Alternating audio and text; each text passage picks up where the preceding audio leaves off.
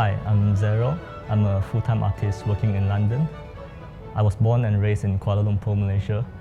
I would always go to art whenever I have something to say, but then saying them in words wasn't enough for me. There's always this urge of putting the thoughts into the materials and objectify these abstract thoughts into something you can see and touch. I think it's a way of embracing life itself, because I'm always fascinated by how it could present and delve into this complexity of humanities. So it felt like a natural process to me.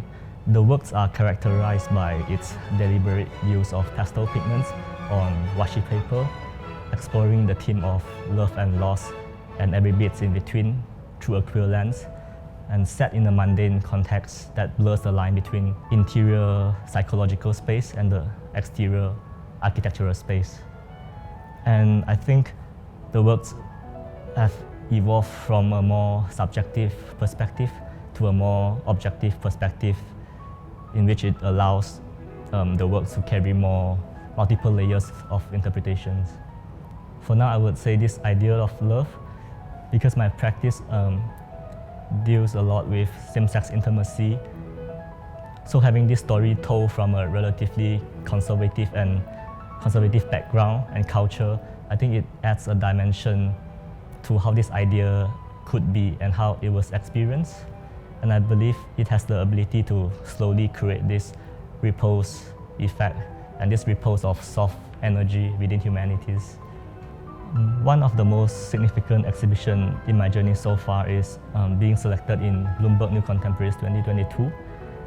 New Contemporaries has a long tradition in the UK and held a vital role in the UK contemporary art scene. It gave me a chance to be able to show at an institutional level for the first time, and with the works that I'm proud of across the nation in the UK for the period of 6 months.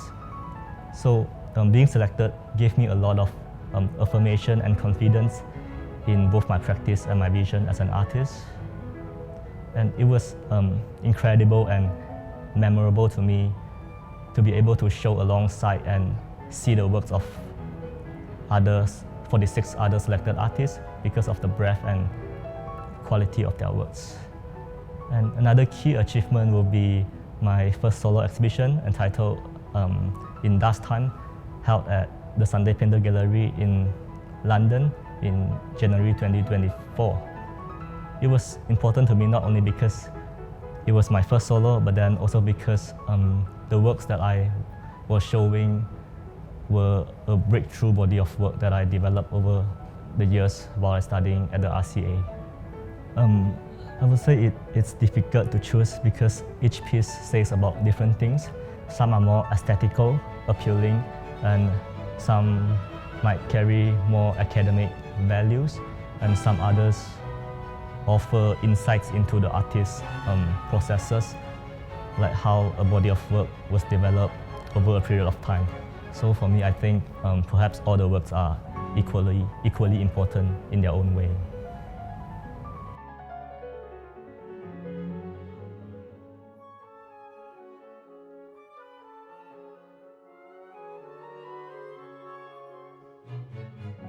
I think as a fine artist, especially in the very beginning of the career, the challenges lie in the process of finding a visual language that is recognizable, in which it also balances both the academic and the commercial values.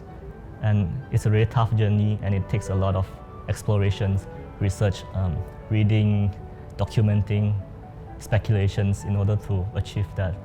So I think being honest with yourself and having this constant reflection throughout the journey was essential.